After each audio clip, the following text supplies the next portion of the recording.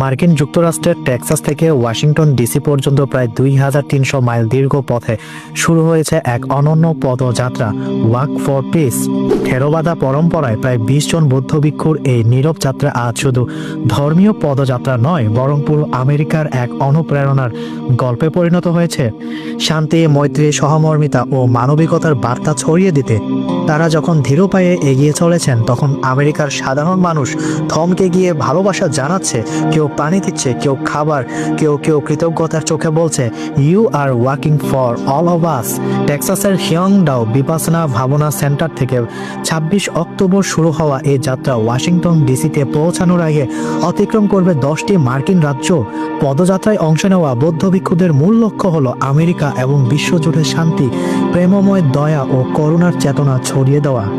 পথে পথে স্থানীয় মানুষ ও সমর্থকদের উষ্ণ অভ্যর্থনা প্রমাণ করে দিয়েছে মানবতা এখনো বেঁচে আছে। Houston Chronicle, Washington Post, AP News সহ বড় বড় সংবাদ মাধ্যম এই পদযাত্রাকে নীরব বিপ্লব হিসেবে শিরোনাম করেছে।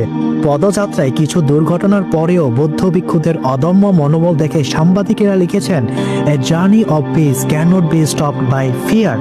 সামাজিক যোগাযোগ মাধ্যমেও তাদের প্রতি ভালোবাসার ঢেউ। হাজারো পোস্ট, ভিডিও ও মন্তব্যে মানুষ বলছে, the world needs this, their kindness is healing us. প্রতিদিন মাত্র একবেলা আহার, খোলা আকাশের নিচে রাত্রি কাটানো এবং তাদের সঙ্গে ছোট্ট কুকুর আলোকা, সব মিলিয়ে এই যাত্রা শান্তি, ত্যাগ ও মানবিকতার গভীর প্রতীক হয়ে দাঁড়িয়েছে। পদযাত্রায় অংশ নেওয়া একজন বৌদ্ধ ভিক্ষু বলেছেন, আমরা ক্লান্ত, পায়ে ফুসকা, সবই আছে, কিন্তু যদি আমাদের দেশ নিরাময় পায় এবং যাদের সঙ্গে দেখা হয় তারা নিজের শান্তি খুঁজে পায়, তবে আমাদের এই ত্যাগ সার্থক হবে।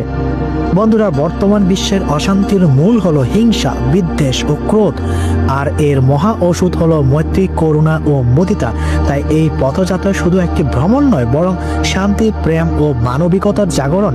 বন্ধুরা, আমি ব্যক্তিগতভাবেও এই পূজনীয় বৌদ্ধ ভিক্ষুদের এই পদযাত্রাকে সমর্থন করছি এবং কামনা করছি তাদের এই প্রচেষ্টা সফল হোক, সার্থক হোক।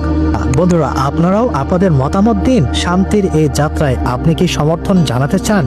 একটি শেয়ার হয়তো আরেকজনের মনের শান্তির বীজ বপন করতে পারে। আপনাদের মতামত জানাতে ভুলবেন না।